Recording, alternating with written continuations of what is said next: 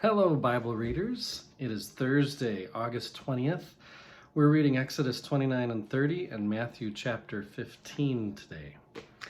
My wife Carla and I were talking about these last few chapters of Exodus and how difficult it is to really get into the way that our God would be so detailed as to explain to these people who are without so much to say, okay, in the midst of all of it, make me a really fancy ephod to, dress up in my Holy of Holies so that the right offerings can be.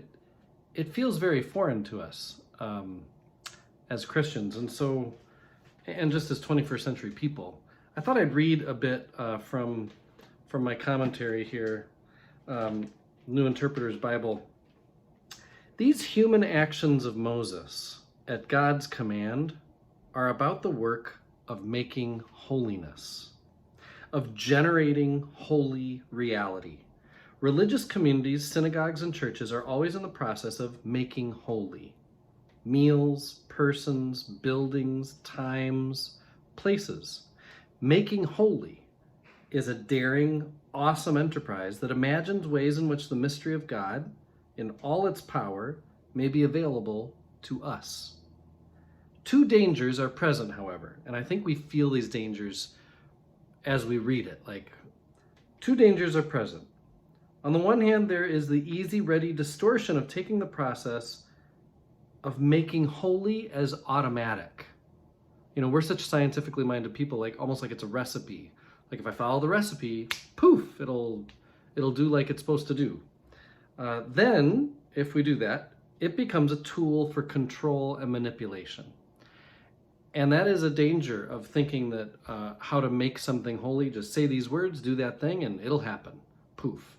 We are not able to manipulate or control God, obviously.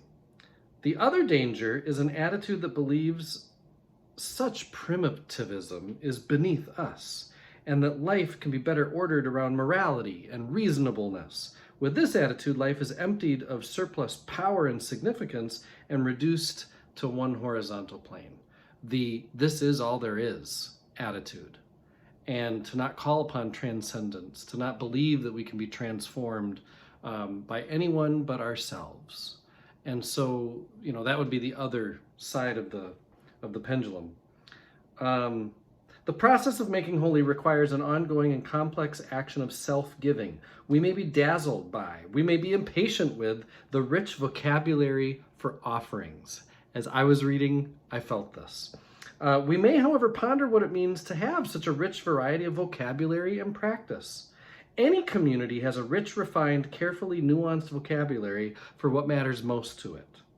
Thus, apple growers in the northwest of the United States have a legion of words for apple. Well, Israel is a community whose preoccupation is with offerings.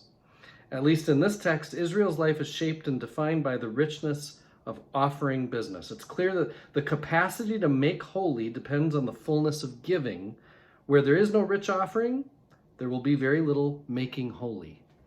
I find that to be very helpful, at least as I try to trudge through this part of Exodus. And there's more to come when we get to the law too. But the detail and then the foreignness of kind of the concepts, they actually aren't as foreign as maybe we think they are. So that maybe can help you through the part of Exodus. As far as Matthew chapter 15, I just preached on the Canaanite woman's faith. That's one of my favorite stories in the Gospel of Matthew. And so you could see my sermon from this past Sunday if you really want to hear a preached sermon on that. I wanted to say something about the feeding of the 4,000. As I saw that, I'm like, wow, it's just a chapter after the feeding of the 5,000 plus. Here's the 4,000 plus. What might it mean that's different? The one commentary I read said basically nothing. And I'm like, really? Because Matthew was pretty intentional about, you don't just throw another story in there for fun. Another guess is that maybe this was a feeding done among Gentiles. As much as the feeding of the 5,000 plus is for the Jews, this story shows, although it doesn't explicitly say it's in Gentile land, it comes right after the Canaanite woman's faith thing.